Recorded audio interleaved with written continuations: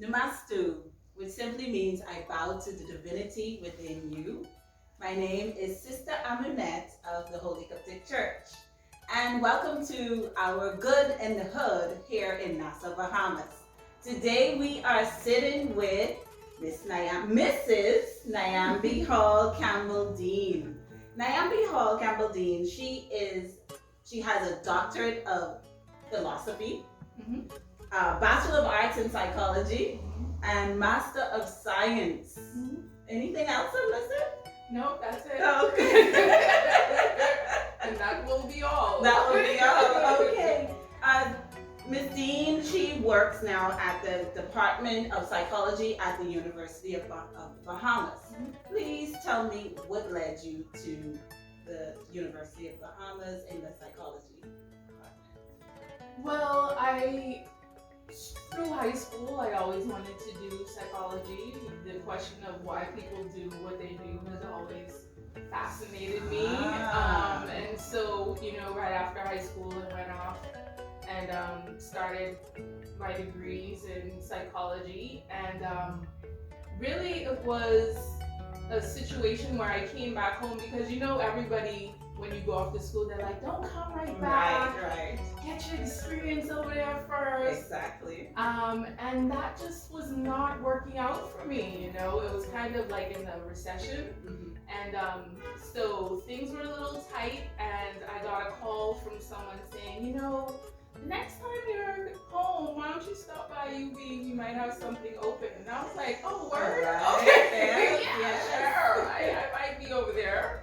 And so I came home and it happened. Wow. Yeah. And how many years have you now been there? Can you believe it will be 10 years next year. Wow. Yeah, I know. Yeah.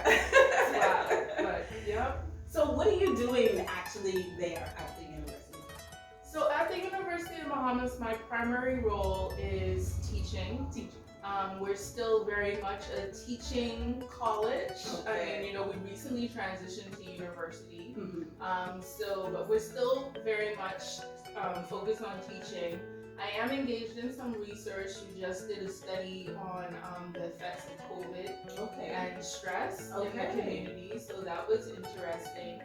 As a program chair, we also do program development and trying to keep the program current and meet the needs of our students.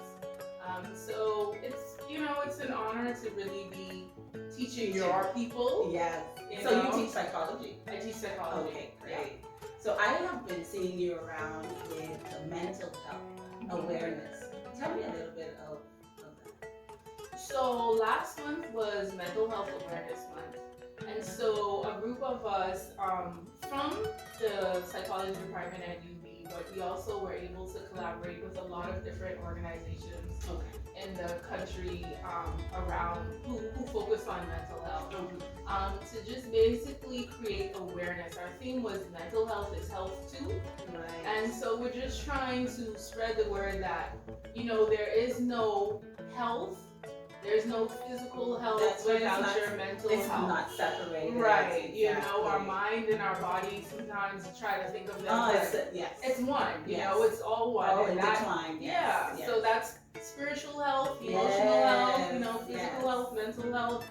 We have to all get those things in alignment in order to be our full selves. So. Awesome. And I see you are part of the Bahamas Mental Health Association. Yeah. Tell me a little bit about that association and what do you do? So the Bahamas Mental Health Association is fairly new. We actually launched in May, but we were one of the organizations that helped with the Mental Health Awareness Month activities. And our goal with that association also is mainly to bring about awareness about mental health issues in the country, but also to help find resources for persons who may be experiencing issues with mental health, And for us to not always just think of mental health as someone that's in a crisis state, but try and find prevention before you get to that, get to that state. So let me ask you, do you think that, and I'm going to gear it now towards newly Melanised, us as Black people, do you think that we have suffered a tremendous health within the diaspora? Absolutely. And how it is affecting us in our daily lives right now?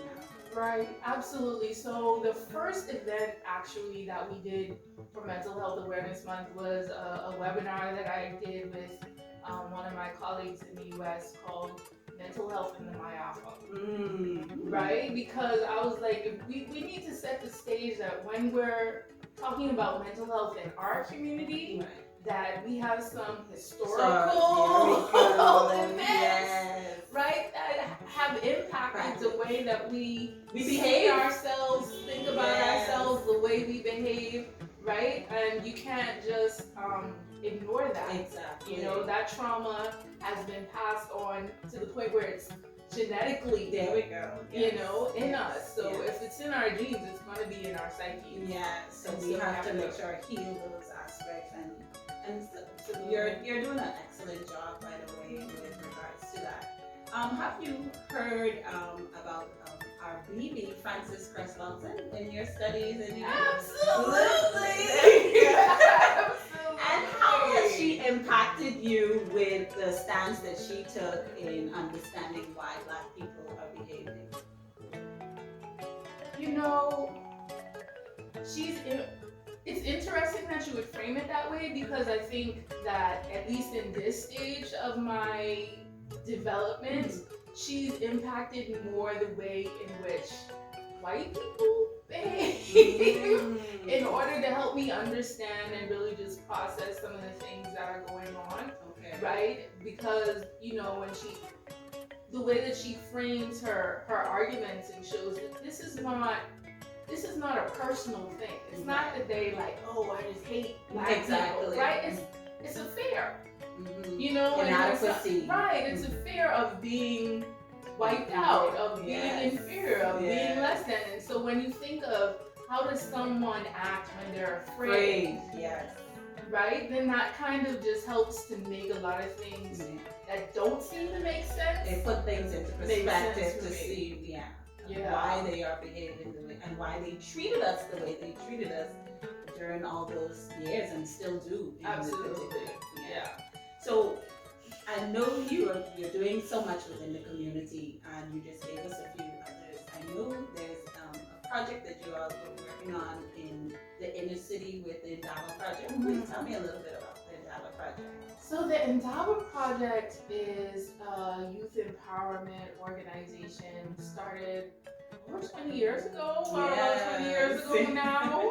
So I wasn't a part of the original group, but definitely part of the family for at least the past 10, 12 years.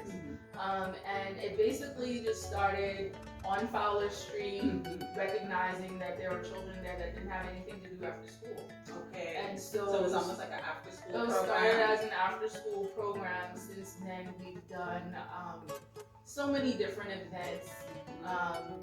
The Island Steward program, where we take youth from the area to the different islands. Give them a little bit of exposure for a week. Because, you know, as small as Nassau is, for many of us, it's even smaller.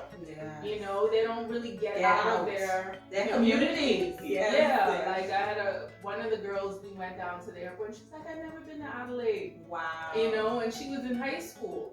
You know, so it's really, our main focus is, while we help them with their academics and things like that, is exposure.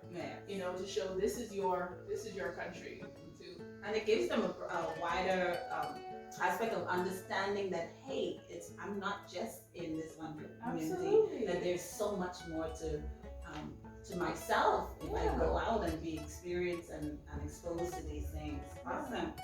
You're also a part of the Bahamas National Reparations Committee. Yes. What led you to that committee, and what do you do within that committee?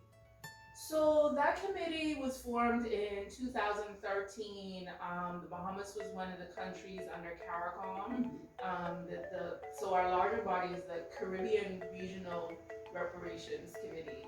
And so the Bahamas is one of the countries that's in that grouping. And so I really got started, as a government committee was one of the people that was appointed to the committee then.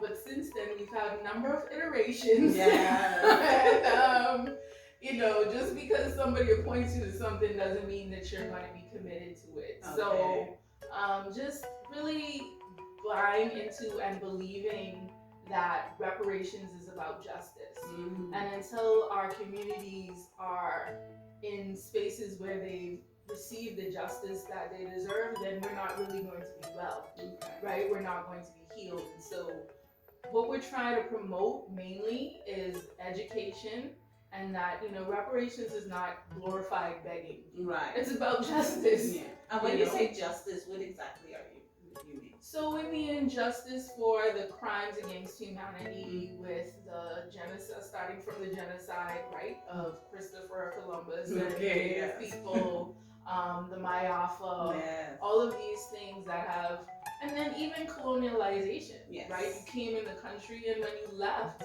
in the Caribbean, when all of these countries were becoming independent, literacy rates were like 60% of the people in the Caribbean couldn't read. That's right. So how do you build nations with that as your foundation? So that's what we mean when we say justice. Right. Yes. We've come a long way from we've come a long way, and so much to go. And so I wanted to ask you a little bit more. What else do you do in the community, or is there anything else I'm missing? COVID kind of changed things up a lot. But one of the other main events that I'm working on is with my husband, called the King of the Conch Fest. And it's really a cultural event in which we try to highlight conch salad vendors as the artisans that they are, right? And also with that, talk about the preservation of conch, right? Because we know that if we don't really change the way that we use this resource, we have about 10 years before we don't have that resource to use. Unfortunately. Right? And so can you imagine anything in the Bahamas, any cultural event without a conch fritter, that's unheard of. What is a party without a conch fritter? So it's really about preserving our resources and also highlighting our culture and the ways that us as Bahamians can use our culture to build ourselves. Yes. Awesome. So where do you see yourself with all of what you're doing within the next 5 to 10 years? That's a really good question, but I think that what I'm in the process of doing now is really finding the links and the connections between all of those things, right? So mental health is important to me, but because I'm a community psychologist, I don't really approach things from the individual level. So how do our communities get healthy? Our communities are healthy when they are in spaces of justice, so that's reparations, right? How can we achieve justice or get reparations in ways that build our community? We have to have economic empowerment, right? So that's where the King of the Conch comes in, where we're using our own resources and our own talents and our own culture. To say, hey, we got this, and show how we can build it. So just trying to find the connections between all those things. And you're doing it, my sister. Yeah. You're doing it. Thank you. So wish you all the best, and thank you so much for joining us. Thank you for having me. It's always a pleasure, my dear. Absolutely. You must do.